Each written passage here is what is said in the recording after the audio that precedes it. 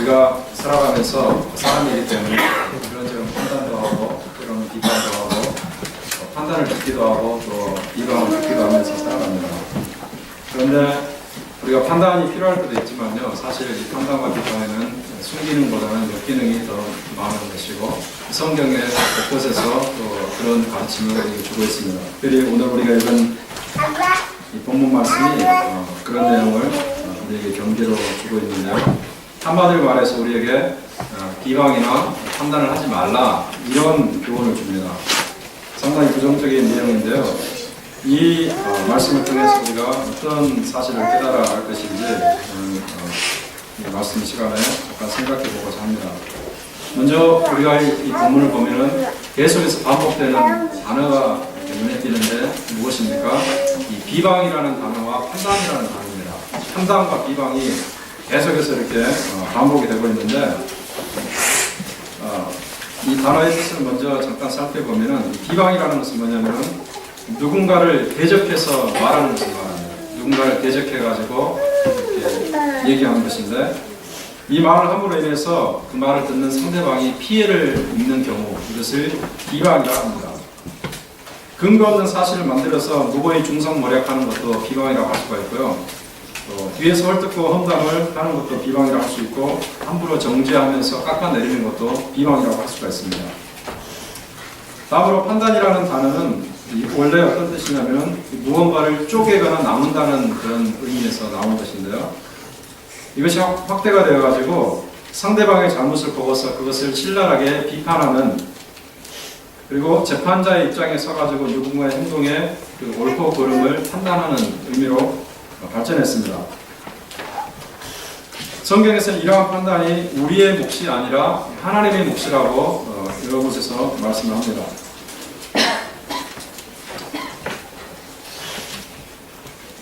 하나님께서 우리에게 이 판단하지 말라 말씀하시는데 그 이유를 우리가 좀 살펴보기 원하는데, 왜 우리가 판단을 해서는 안 되는가? 몇 가지 중요한 이유가 있습니다. 그것은 첫 번째로는 우리의 판단이 정확하지 않기 때문에 우리가 무언가를 보고서 판단할 때 정확하게 판단할 수가 없습니다. 왜 그러하냐면은 우리는 인식할 수 있는 능력이 있지만 사실 죄악으로 인해서 이것이 흐려져 있거든요. 그리고 또 누군가를 판단할 때 그 사람의 그 행위의 속의 그 동기, 진정한 동기를 잘 모르기 때문에 우리가 정확하게 판단하기 어렵습니다. 우리의 판단이 흐려져 있다는 것을 우리가 여러 군데서 관찰할 수 있는, 특별히 여러분들이 히틀러의 경우를 한번 생각해 보시면 좋겠어요. 히틀러의 경우를 보시면은 우리의 판단이 얼마나 정확하지 않은 것인지, 우리의 판단이 얼마나 흐려져 있는 것인지 좀 확인할 수가 있습니다. 2차 대전 당시에 유대인을 한 600만 명을 죽였잖아요. 이것은 유명한 사실입니다. 누구든지 다 아는 사실인데, 사실 가스실에서 죽은 사람이 유대인뿐만 아니었습니다. 여러 민족들이 같이 죽었는데 토탈 그 숫자를 합치면 약 1,300만 명 정도 된다고요. 엄청나게 많은 사람을 잔인무도하게 죽였는데, 사실 인간으로서 어떻게 그런 일을 할 수 있을까? 통치의 자리에서 저 사람들 가스실에 놓고 죽여라, 이렇게 명령할 수 있을까? 굉장히 우리로 하여금 저 사람이 과연 어떤 사람이기에 그런 일을 했을까라고 생각하게 되는데, 가장 근본적인 원인이 뭐냐면 이 사람은 우수 혈통에 대한 잘못된 판단을 가지고 있었습니다. 이 사람이 누구에게 영향을 받았냐면은, 물론 그 철학적으로는 그 진화론의 영향을 받고 그랬지만은 특별히 개인적으로 의사 요세프 맹겔레라는 사람의 그 영향을 많이 받았습니다. 요세프 맹겔레가 어떻게 말했냐면은, 이 세상은 가장 우수한 민족이 번성해가지고 가장 우수한 민족이 통치해야 된다. 그런데 가장 우수한 민족은 누구인가? 아리안족이다 그랬습니다. 아리안족은 금발의 파란 눈을 가진 독일 민족을 의미했습니다. 그러니까 히틀러는 이 요세프 맹겔레의 판단을 따라서 독일인을 제외한 모든 민족은 하찮게 여긴 거죠. 특별히 노인이라든지 이런 그 장애자라든지, 특별히 자기가 개인적으로 중요했던 유대인들, 이 사람들은 전부 다 없어져야 된다고 생각을 했습니다. 그래서 수많은 사람을 죽였는데, 이 사람의 판단이 옳습니까? 요세프 맹겔레의 판단이 옳습니까? 그렇지 않죠? 잘못된 판단을 위해서 엄청나게 많은 사람을, 정말 상상할 수 없는 많은 숫자를 죽이고 말았습니다. 미국에서도 한때 유사한 잘못된 그 일이 있었는데 사람을 죽인 것은 아니었고요. 미국인들이 이 인종적인 그런 차별의식 때문에 흑인에 대한 잘못된 그 관념이 있었습니다. 특별히 백인 우월주의자들이 이렇게 생각했어요. 흑인들은 나면서부터 IQ가 낮은 사람이다. IQ가 낮은 사람이기 때문에 저 사람들은 절대 성공할 수도 없고, 저 사람들은 사회 리더가 될 수도 없고, 저 사람들은 인간도 아니다. 이렇게 생각했습니다. IQ가 낮다고 생각했는데 나중에 이 과학적인 연구 결과 그것이 아니라는 것이 증명이 됐죠. 흑인들의 IQ가 낮은 것이 아니다. 우리는 착각하기 쉽습니다. 우리가 하는 평가와 판단이 다 정확하다고 생각하는데 사실 그렇지 않습니다. 태초 인간 아담과 하와도 이걸 보시기 바랍니다. 선악과를 따먹으면 지혜로워질 것이라고 판단을 했어요. 우리가 저것을 먹으면 우리가 지혜로워지겠지, 우리가 하나님처럼 되겠지 라고 판단했는데 그 판단이 잘못되었습니다. 그래서 사실 이 세상에 죄악을 가져오게 되었죠. 이렇게 우리가 어떤 사실을 판단할 때, 뭔가를 판단할 때 이것이 정확하지 않기 때문에 판단이 죄악으로 인해서 흐려져 있거나 또 그 사람의 동기를 잘 모르기 때문에 함부로 판단해서는 안 되는 것입니다. 사람의 동기를 잘 모르고 겉으로 드러나는 행위만을 보고서 저 사람은 틀렸다, 저 사람은 잘됐다 이렇게 말하는 것은 옳지 않습니다. 또 어떤 사람은 이렇게 판단하기도 합니다. 어떤 사람의 말을 듣고 또 어떤 사람의 행동을 보고서 그 사람이 생각하지도 않은 것을 두 번, 세 번 꼬아가지고 자기 나름대로 딱 어떤 시나리오를 만들어가지고 판단하고 말하는 경우가 있는데요. 그 사람은 생각하지도 않은 것을 앞질러가지고 말하는 경우 얼마나 잘못되겠습니까? 예수님께서 십자가에 돌아가시기 전날 예수님께서 식사를 이렇게 많은 사람과 같이 하셨는데 그때에 한 여인이 굉장히 비싼 향유를 가지고 와서 예수님의 그 머리에 붓는 그런 일이 있었습니다. 그 모습을 보면서 예수님의 제자들이 비난하기 시작했는데 어떻게 비난하냐면 저 여자가 300데나리온이나 되는 그 많은 엄청난 액수의 돈을 낭비하고 있다 이러면서 그 여자의 행동을 비난했습니다. 예수님께서 그 말을 들을 때에 저 사람들의 그 비난이 잘못된 근거로 인해서 비난한 것임을 알고 그들을 책망하셨죠. 그 여자의 동기도 모르면서 그 여자의 행위를 비판했던 그러한 제자들을 예수님께서 책망하셨습니다. 우리는 기억해야 되겠습니다. 우리의 연약함이 우리의 판단력을 흐리게 만들고 그러므로 우리가 함부로 뭔가를 내가 저것은 반드시 틀렸다, 저는 반드시 옳다라고 판단하는 것이 얼마나 어리석은 것인지 우리가 좀 기억할 필요가 있습니다. 사도 바울이 그 사역을 할 때 많은 사람들 오해를 받았는데 어떻게 오해를 받았냐면요. 저 사람은 예수님이 선택한 12 제자가 아니기 때문에 사도가 아니다 이런 말을 들었습니다. 그런 사실이 잘못되었다는 사실을 사도 바울이 고린도전서 4장 5절에서 말하는데요. 제가 저걸 놔둬봤는데 한번 클릭 좀 해주시겠어요? 네. 같이 한번 읽어보겠습니다. 시작. 그러므로 내가 주께서 오시기까지 마음으로 담지 마라. 그가 오늘의 감추인 것들을 드러내고 마음의 것을 담으시니 그때 각 사람들에게 하나님께로부터 칭찬이 있으리라. 자기를 이렇게 함부로 판단하는 사람을 생각하면서 이런 얘기를 하는 것입니다. 주님께서 판단할 때까지 제발 좀 판단하지 말아라. 주님께서 나를 사도로 세우셨는데 어찌해서 너희들은 나를 사도로 하지 않느냐 이렇게 말하면서 그 사람들의 그 성급함에 대해서 사도 바울이 이렇게 말을 하는 것입니다. 우리가 함부로 이렇게 가타부타 판단하는 것이 얼마나 어리석은지 기억할 필요가 있습니다.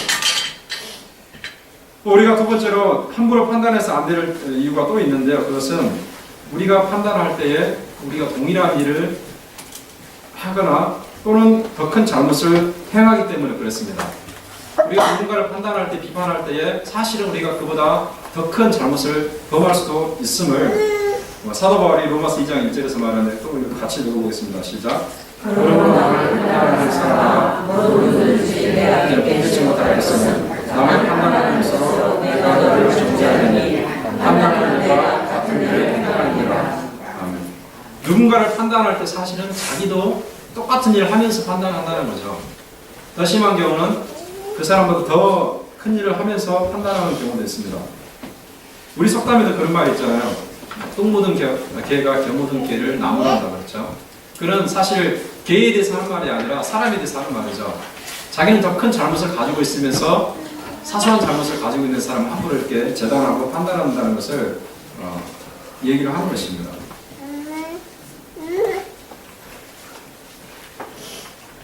사도 바울을 비판했던 사람을 생각해 보세요. 너는 사도가 아니다 라고 말했는데 그 사람들은 사실 어떤 사람이었습니까? 그 사람들이 사도가 아니었죠. 그 사람들이 사도가 아니었고 뿐만 아니라 그 사람들은 이 잘못된 교리를 가르쳐가지고 사람들을 엉뚱한 길로 이끌어가는 거짓 교사들이었습니다. 바른 말씀을 가지고 바르게 가르치는 사도를 향해서 너는 사도가 아니라 말하는 그들이 거짓 복음을 가지고 거짓 교리를 가지고 사람들을 거짓된 길로 이끌어가는 그런 이 모순된 모습을 보인 것입니다. 우리가 그런 모순된 모습에 사로잡힐 수가 있다는 것을 기억할 필요가 있습니다. 이것은 과거의 일반이 아니라 현실에서도 나타날 수 있는 일입니다. 예수님께서는 이와 같은 일이 우리 모두에게 나타날 수 있음을, 그런 개연성이 있음을 말씀하시는데 마태복음 7장 3절 5절 우리 같이 읽어보겠습니다. 시작. 어째 물속에 있는 내 속에 있는 특별한 자식들이나 보라 내 속에 특별한 있는데 어째 문제지 말하기를 바로 내 속에 있는 들이라 외식하는 자여 너는 내 속에서 들을 빼라 그 후에 밝히 보고 형제에게서 들을 빼라. 여기에서 예수님께서 이 비유법과 가장법을 사용하십니다. 우리가 비판하는 것을 이 들보와 티라는 것을 가지고 비유법을 말씀하시고 또 과장법을 쓰시는데 여기서 티와 들보가 과장법으로 씁니다. 티라는 것은 뭐냐면은 잘 눈에 보이지 않잖아요. 그러니까 티라는 것은 뭐냐면은 작은 잘못을 더 작게 보이도록 만드는 과장법이고 들보라는 것은 더 큰 잘못을 더 크게 보이도록 만드는 과장법인데 만약에 그 사람이 눈 속에 티가 들어가면 여러분 잘 보이겠습니까? 그것이 티가 들어가면 잘 보이지 않습니다. 물론 티가 눈에 들어가면 그 사람은 좀 느낌이 있지만은 상대방의 것은 티가 눈에 보이지 않아요. 들보를 한번 생각해 보시기 바랍니다. 들보는 뭡니까? 이 집을 지을 때 그 천장이 집행되도록 받치는 그런 한 제목이라고 그럽니다. 그러니까 사실 들보는 사람들이 키보다 더 크죠. 그러니까 이 들보가 사람의 눈에 들어갈 수가 없겠죠. 그러니까 과장법이 되는 거죠. 핵심이 무엇입니까? 어떤 사람의 잘못을 지적할 때에 사실 자기에게 있는 더 큰 잘못을 모른다는 겁니다. 이 말씀을 통해서 주님이 하시는 교훈은 뭐냐면 혹시 너희들이 다른 사람 잘못을 지적할 경우가 있으면 먼저 너 자신에게 잘못이 있는지 너 자신에게 더 큰 잘못이 있는지 한번 생각해 보라는 거죠. 그런 다음에 그것을 깨닫고 그것을 빼낸 다음에 그 잘못을 해결한 다음에 형제의 잘못을 지적해도 늦지 않다. 이것을 주님이 말씀하시는 것입니다. 그러니까 우리는 함부로 판단해서는 안 되는 거죠. 함부로 비판해서는 안 되는 거죠. 그것을 할 때에 내게 동일한 잘못이 있든지 또는 더 큰 잘못이 있든지 그렇기 때문에 상대방의 행위와 말을 판단을 하려고 할 때 먼저 자기를 한번 돌아보라는 것입니다. 나에게는 그런 것이 없는가? 나에게는 그보다 더 큰 것이 없는가? 자, 세 번째로 우리가 그 이유를 볼 수 있는데 왜 우리가 함부로 판단해서 안 되는가? 그것은요, 우리가 남을 판단하는 것으로 우리가 심판을 받을 것이기 때문입니다. 굉장히 무서운 말씀입니다. 남을 판단하는 것으로 우리가 심판을 받을 것이기 때문에 우리가 함부로 판단해서는 안 됩니다. 이것은 예수님이 하신 말씀인데 같이 읽어보겠습니다. 시작. 비판을 받지 아니하려면 비판하지 말라. 너희의 비판은 비판으로 너희가 비판을 받을 것이요 너희가 행한 행위로 너희가 행함을 받을 것이니라. 우리가 비판을 하게 되면 우리가 비판을 받는다는 것입니다. 여기서 우리는 다른 사람을 비판하죠. 어떤 사람을 비판합니다. 그런데 비판을 받을 때는 여기서 말씀하시는 예수님의 그 원뜻은 뭐냐면 우리가 비판을 받을 때는 사람으로부터 받는 것이 아니라 우리가 비판했을 때 사람으로부터 비판을 받는 것이 아니라 하나님께로부터 비판을 받는다는 것입니다. 우리가 누군가를 비판할 때에 그 뒤에서 우리는 하나님의 비판을 받고 있습니다. 그게 더 무서운 것이죠. 상대방에게 역으로 비판을 당하는 것이야 자존심이 좀 상하는 그런 정도에 그치겠죠. 그러나 하나님으로부터 비판을 당한다면 이건 작은 문제가 아닙니다. 왜 그랬습니까? 그건 심판으로 이어지기 때문에 심판. 네. 재판자의 자리에 계신 하나님의 선고를 받는 심판으로 이어지기 때문에 그 심각한 문제가 되는 것입니다. 사실 인간의 행위와 삶을 최종적으로 판단할 수 있는 이 권리를 가지고 있는 분은 누군가? 사실 하나님이십니다. 하나님께서 우리를 창조하셨고 하나님께서 우리를 심판하실 권리를 동일하게 가지고 계십니다. 사실 우리는 재판자가 아니죠. 어느 누구도 재판자가 될 수 없습니다. 물론 이 사회 질서를 바로 유지하기 위해서 국가에서 재판 제도를 두는 것은 성경적입니다. 이것은 구약 성경에서도 율법에서 그렇게 나타나고 국가에서 뭐 사법부를 두고서 법원을 두고서 범죄자들을 법에 따라서 처벌하는 것은 누구든지 수용할 수 있는 성경적인 내용이지만 본문에서 말하는 것은 그런 이 국가적인 사법제도가 아니라 개인의 그런 일입니다. 개인 대 개인의 일입니다. 개인이 누군가를 개인에 대해서 판단할 때, 비판할 때 이 문제를 바로 의미하시는 말씀이십니다. 우리는 기억해야 돼요. 우리는 다른 사람을 재판할 수 있는 재판자의 자리에 있지 않다는 것을 기억해야 됩니다. 인간의 행위를 판단해서 옳고 그름을 말씀하실 유일하신 분은 오직 하나님밖에 없어요. 그래서 우리는 기억해야 돼요. 남의 행위를 보고서 판단하려고 할 때에 재판과 재단을 하려고 할 때 우리는 사실 재판자의 자리를 취하는 것입니다. 그러니까 하나님께서 앉아야 될 자리를 우리가 대신 앉는 것입니다. 하나님의 자리를 빼앗는 것이죠. 누군가를 판단해서 정죄할 때에 우리는 하나님의 자리를 빼앗는 것입니다. 이것은 사실 사탄이 한 일이었어요. 사탄은 하는 일이 뭐냐면 끊임없이 정죄하고 끊임없이 비방하는 일입니다. 사탄은 우리가 디아볼로스라고 말하기도 하고 또는 사탄이라고 말하기도 합니다. 디아볼로스는 대적한다는 거죠. 사탄도 대항에서 일어나는 자라는 뜻입니다. 자꾸 비방하고 대적하는 것은 사탄의 일인데 그것은 사실 하나님의 자리를 취하는 것이었습니다. 그러니까 우리가 다른 사람을 향해서 비방하고 판단하고 재판할 때 그것은 하나님의 자리를 뺏는 것임을 우리가 알아야 됩니다. 이것이 얼마나 잘못된 자세인가. 그것을 가리켜서 하나님은 교만이라고 말하는 것이죠. 하나님께서 가장 싫어하는 태도가 교만의 태도인데 성경 곳곳에서 그렇게 말합니다. 교만은 패망의 선봉이라고 합니다. 우리가 교만하게 되면 패망의 길로 들어가게 된다는 거예요.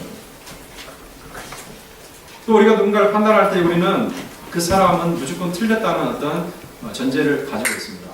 그리고 나는 그보다 좀 더 낫다는 그런 잘못된 태도를 가지고 있습니다. 이러기 때문에 자꾸 다툼이 일어나고 자꾸 논쟁이 일어나고 문제가 일어나는 것이죠. 우리가 형제를 판단할 때에 우리가 하나님의 심판대 앞에 선다는 사실을 우리가 다시 한번 로마서 14장을 통해서 확인받기를 원하는데요. 같이 읽어보겠습니다. 시작. 어찌하여 우리를 없이는 우리가 하나님의 심판대 앞에 서리라. 우리가 하나님의 심판대 앞에 선다는 것을 기억해야 됩니다. 두려운 사실을 기억해야 됩니다. 우리가 이 신앙생활하면서 기본적으로 가져야 될 태도가 뭐냐면 항상 이 종말을 생각하는 것입니다. 제가 금요 기도회 때도 잠깐 말씀드렸는데 오늘날 기독교인들이 잃어버린 것 중에 하나는 사실은 이 종말에 대한 소망이었습니다. 종말에 대한 소망이 사실 상실됐습니다. 왜 그러냐면은 여러분도 좀 느끼시겠지만 이 세상이 너무나 좋아졌잖아요. 풍요로워지고 경제적으로 풍요로워지고 의학기술이 발달하고 과학기술이 발달함으로 인해서 사실상 이 세상에서 건강하게 오래 살 수 있을 것 같고 이 세상에 모든 것을 할 수 있을 것 같은 그런 느낌입니다. 사실 천국이라든지 이런 게 사실 이렇게 좀 필요하지 않습니다. 사실은 너무나 이 물질 만능의 시대에 살아가면서 우리 그런 필요성을 못 느낍니다. 그래서 오늘날 기독교인들에게 있어서 크나큰 오류가 뭐냐? 종말에 대한 신앙이 없어졌다는 거죠. 그리고 강단에서도 종말에 대한 신앙을 잘 강조하지 않습니다. 천국이라든지 지옥이라든지 그런 얘기가 잘 나오지 않습니다. 그러나 성경은 우리가 기본적으로 종말론적인 신앙을 가지고 있으라고 말합니다. 우리는 천국을 바라보면서 천국을 소망하면서 살아가게 되어 있어요. 우리가 여기서 영원히 살 수 있을 것 같잖아요. 그러나 그렇지 않잖아요. 역사적으로 모든 사람이 다 죽습니다. 저희 할아버지가 죽고 할머니가 죽고 아버지가 죽고 다 죽잖아요. 나중에 우리도 나이가 되면 다 죽습니다. 중간에 사고로 죽을 수도 있고 나이가 되면 죽을 수도 있고. 그러므로 우리는 항상 종말론적인 신앙을 가져야 되는데 여기에서 우리가 기억할 것은 천국에서 하나님의 상급을 받는다는 사실과 더불어서 또 이 땅에서 우리가 함부로 하는 것에 대해서 하나님의 그 행위의 심판을 또 받는다는 사실을 기억을 해야 됩니다. 그럴 때 우리가 이 땅에서 조금 더 겸손한 자세로 살아갈 수 있을 것 같아요. 내가 모든 것을 판단하는 그런 사람처럼 그렇게 다른 사람 대하는 것이 아니라 좀 더 겸손하게 그 사람 앞에서 낮아지는 모습을 가질 수 있을 것 같습니다. 이렇게 우리가 이 판단이 심해지다 보면 어떤 것을 연결이 되냐면요. 오늘 본문에서 나타나는 비방으로 연결이 되는데요. 속으로 생각하고 재단해보고 이렇게 하다 보면 말로 나오게 되고 거칠어지게 되는 비방까지 보게 되는데 다른 사람을 중상모략하는 경우가 있고요. 다른 사람을 비방하는 일이 있는데 사실 이런 일은 우리에게는 사실 그렇게 많지 않다고 봅니다. 왜 그러냐면 우리는 거룩하게 살려고 노력하는 사람들이잖아요. 주님께 예배하면서 어떻게 해서든 하나님 말씀을 내가 따라서 살려고 노력하기 때문에 우리에게는 이러한 중상모략이나 비방이 그리 흔치 않다고 봅니다. 그러나 항상 우리가 주의해야 돼요. 우리는 연약하기 때문에. 우리는 완전하지 않기 때문에. 완전하지 않은 연약한 존재이기 때문에 부패성을 여전히 가지고 있기 때문에 우리가 지금 중상모략이나 비방을 하지 않는다 할지라도 혹시 그런 자리에 떨어질 수 있음을 항상 기억하면서 조심하는 삶을 살아야 됩니다. 이것은 엄청난 죄악이던데요. 특별히 하나님의 일에 대해서 비방하는 것이 얼마나 큰 죄악인지 주님께서 오늘 성경을 통해서 두 가지로 보여주시는데 두 가지를 잠깐 살펴보겠습니다. 하나님의 일에 대해서 비방하는 것은 정말 무서운 일입니다. 다른 일도 그렇지만 하나님의 일, 하나님 일에 대해서 이런 비방하는 것을 조심해야 됩니다.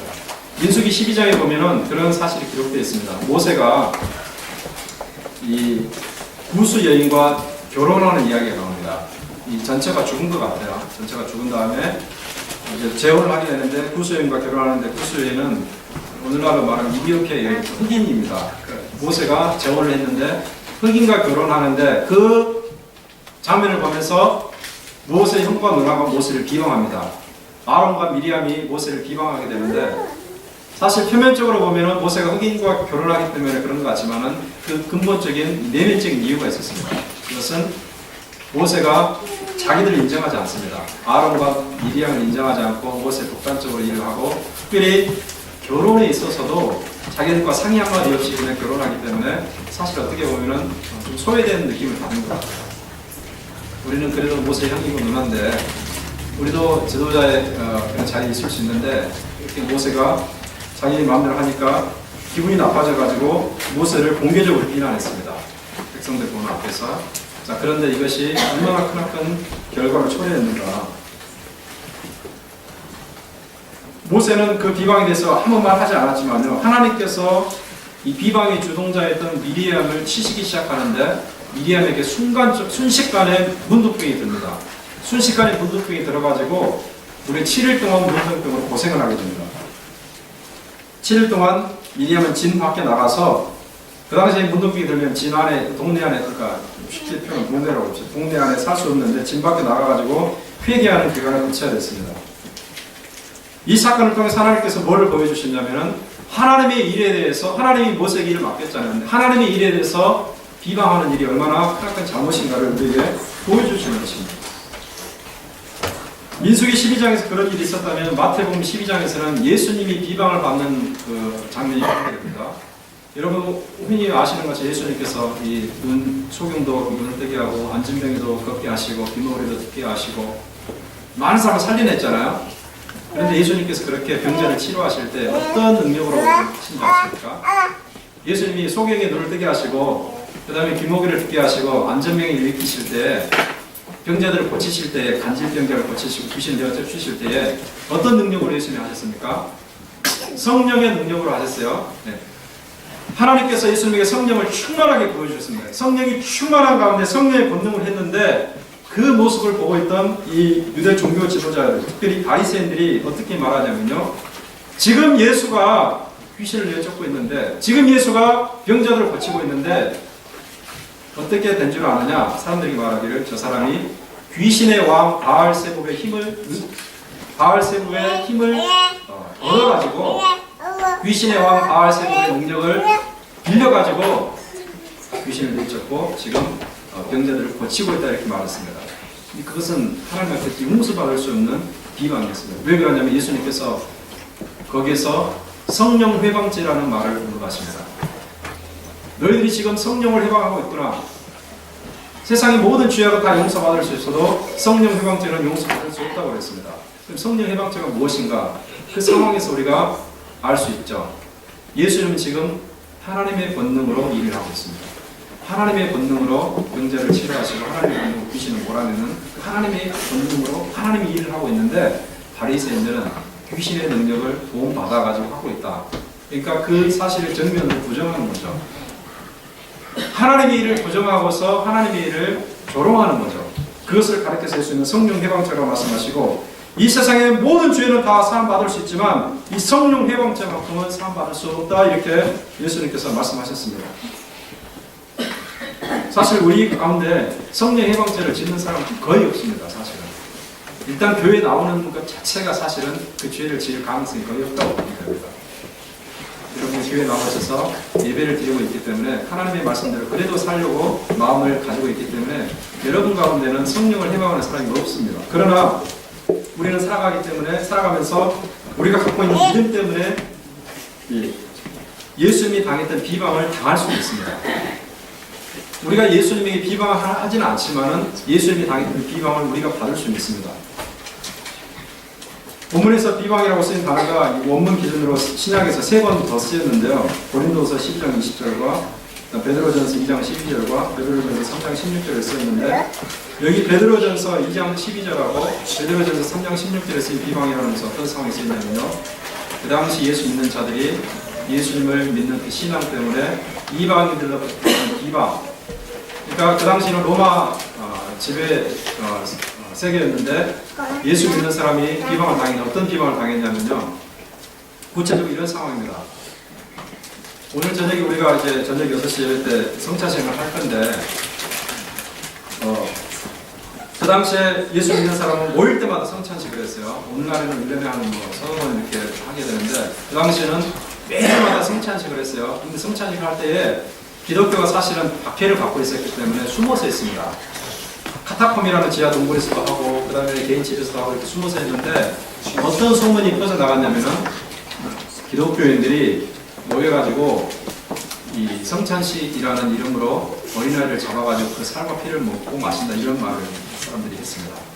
그러니까 그런 얘기를 하면서 기독교인들은 어린아이를 산에서 먹는 뭡니까 식인종이다 이런 비방을 하면서 기독교인들을 몰아붙였습니다. 자, 이와 같은 정황을 사도 베드로가 보면서 이방인들이 당신들을 이렇게 비방하고 있습니다 라고 말하는 거죠. 그러니까 자기들이 가지고 있는 신앙 때문에 오해를 받고 신앙 때문에 비방을 받습니다. 오늘날 우리는 그런 비방을 받지 않죠. 기독교인들이 뭐 식인종이라 어린아이들 잡아서 먹고 뭐 커피를 마신다 그런 얘기를 듣지 않지만은 우리가 조금 다른 측면에서 돌이켜보면은 우리도 사실 많은 비방을 당할 수가 있어요. 기독교인들이 그렇게 말하잖아요. 예배당을 짓고 뭐 이러면은 세상 사람들이 자꾸 비방을 하게 됩니다. 예수 믿는 사람도 사실 그 예배드릴 장소가 필요하잖아요. 지나치게 그 화려하고 크게 짓는 것이 문제가 되겠지만 그러나 기본적으로 예수 믿는 사람들도 이렇게 세상 사람들처럼 이런 빌딩이나 이런 것이 필요합니다. 그런데 그것을 다 싸잡아가지고 비방하고 또 예수 믿는 사람들이 주님을 위해 헌신하는 것을 가지고 그냥 이렇게 비방하는 경우가 많이 있습니다. 저번에 굉장히 그 올림픽 기간 때 여러분도 그 뉴스를 통해서 아시겠지만 성지순례 갔던 그 교회 그 버스가 이 자살폭탄 테러에서 이렇게 폭파해가지고 폭탄이 터져가지고 많이 죽었잖아요. 네, 그 기사를 이제 많은 신문 기자들이 올렸는데 요즘에는 워낙 그 비방을 많이 하기 때문에 그게 제가 그 댓글들을 보니까 정말 눈을 뜨고는 볼 수 없는 그런 댓글들이 많이 달려 있습니다. 어떻게 말하냐면 그냥 한마디로 그냥 기독교를 싸잡아가지고 비방하는 겁니다. 입에 담지 못할 욕을 섞어가지고 그런 얘기 기독교는 틀렸다고 말하는 거예요. 물론 그 사람들이 여행 제한 지역을 간 것은 잘못이고 여러 가지 잘못을 했습니다. 그러나 그런 것들로 인해서 기독교가 전체적으로 싸잡아가지고 비방의 대상이 된다는 것은 참으로 어처구니가 없는 일입니다.